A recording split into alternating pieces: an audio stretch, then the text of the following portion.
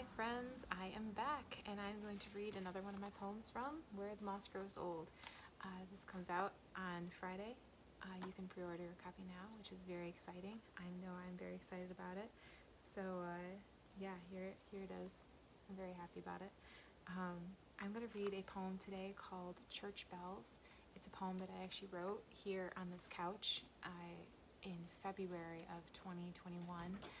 I'll tell more about the story in a little bit, but a friend of mine the other day said that she had looked through my book and read it. I have a preview that you can look. If you go to my profile, there's a link. You click it, and it says, get a free preview, a free sneak peek, whatever I've written there. And you can read it, along with a few other poems that I've written if you want to say, hey, is this the kind of poetry I want to read? So she read it the other day, and she said that it reminded her of sitting in church and listening to the music. And so I asked her if she wanted me to read it to you guys, and so now I am. So here we are. We're going to read Church Bells. In the dusk and in the quiet, I can hear the bells of light. Underneath the cloudy moonfoot and the snow to keep from sight, I can hear the bells still ringing, quietly their tones are singing, skipping through the frost they splinter, across the dells in midst of winter. Though this time will be forgotten, in a day or hour no more, and the silence soon is broken, like a wave upon the moor, I will rest within the memory when I felt such peace inside me, listening still and watching silent your faint bells upon the quiet. In a moment I will stir then to my task the evening calls, for the rest I long has since been ended like the snowy falls. But as dusky hue surrounds me, I will think back on so fondly all of your sweet peals far away, and keep them close till break of day. So that's Church Bells. I actually really love this one. I'm not really even sure what exactly to call it. So when I was writing it, I was sitting here on the couch. It was I actually have my original text for it.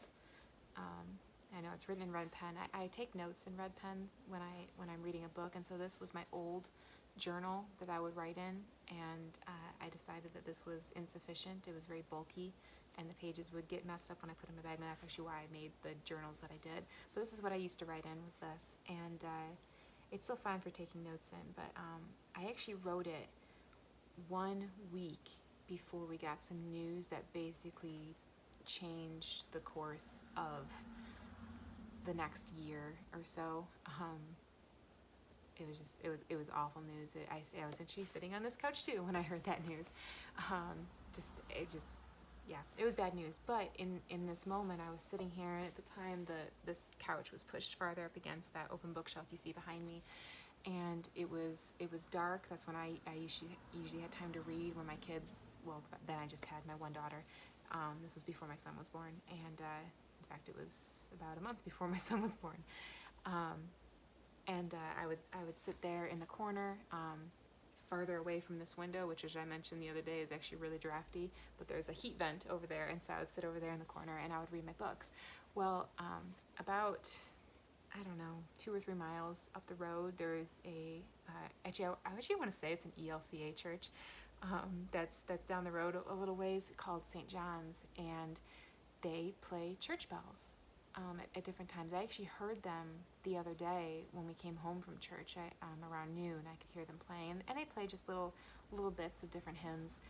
And I honestly can't even tell you what I heard them playing, but that day there were no cars driving down the road, so it was really quiet. We had just had a new snowfall, and I love the new snowfalls.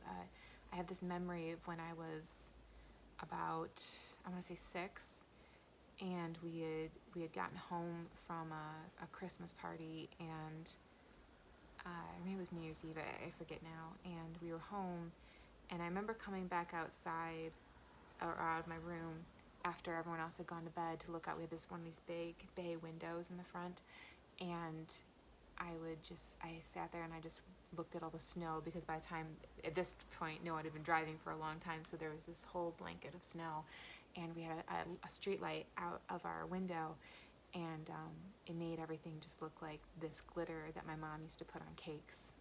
It literally looked like little flakes of snow, but it was very shiny, and that's what all the snow looked like. And I remember a car driving through it, and it was very perfect. And it was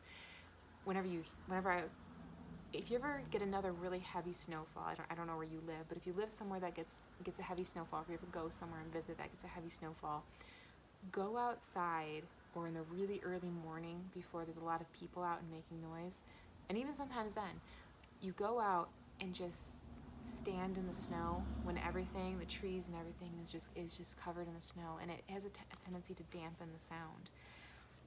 And at the same time, if you get a certain snowfall that there's a little bit of ice in it as well, it makes like a sheet over the top of the ice. And when that happens, it sends the sound very well. So this night when I was writing this poem, we'd had one of those big heavy snowfalls, and even in this corner with our windows closed, I could hear the music through the windows. It was perfectly quiet, and I was in the middle of reading a book, feeding the lambs, and I just kind of sat there for a moment and just listened to it.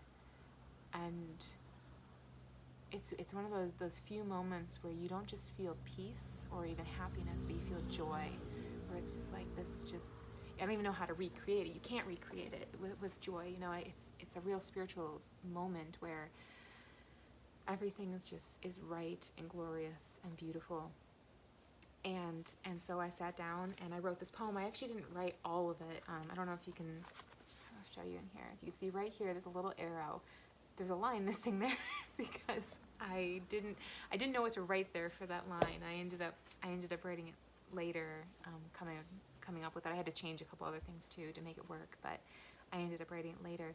But in that moment when I wrote this, it was quiet and dark. The lights were turned down in our house, and I was 8.5 months pregnant with our son, and it was just beautiful. It was just a beautiful moment, and especially I said that I wrote this poem a week before our whole life got turned upside down, where we just, in a lot of ways, really lost. We didn't lose everything, but we lost a lot. That meant a lot to us, and with a lot of my poems, it's talking about seasons changing and time passing and beautiful moments that fade. And I like to look back on this because until there are obviously moments of joy in the last year, but until recently, almost a year later actually, I cannot say that I felt real joy since that moment that was so long ago. But I hear these,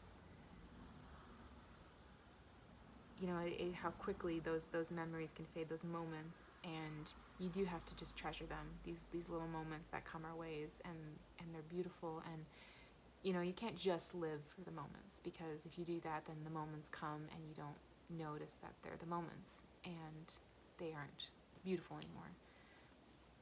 But sometimes it's good when you're living life just to sit back for a moment. It's like, life is beautiful. And I love this poem. I love looking at it. It's one of my favorites that I wrote.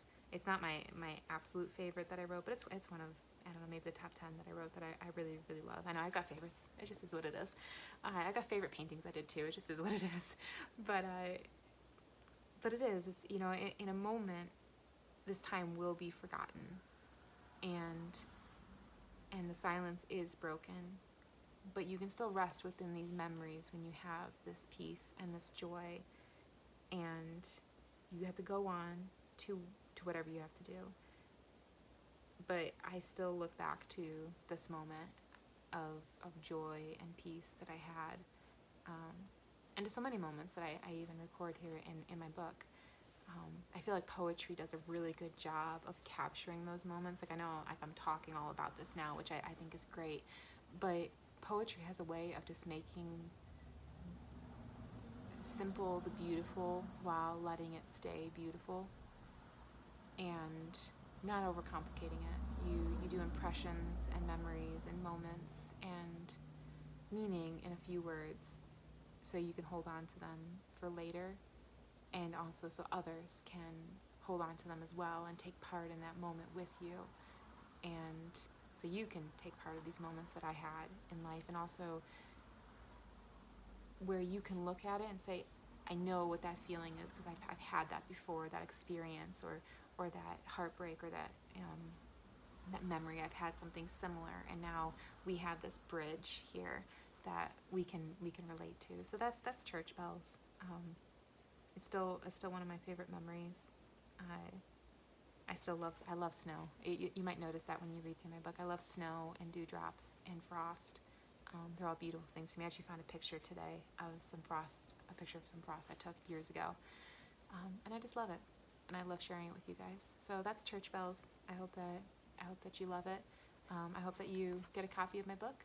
It's coming out this week. If you order now, you might even still get it by Friday. So, or maybe a couple days later. But yeah, that's it. I hope you enjoyed it. You have a wonderful day. Bye.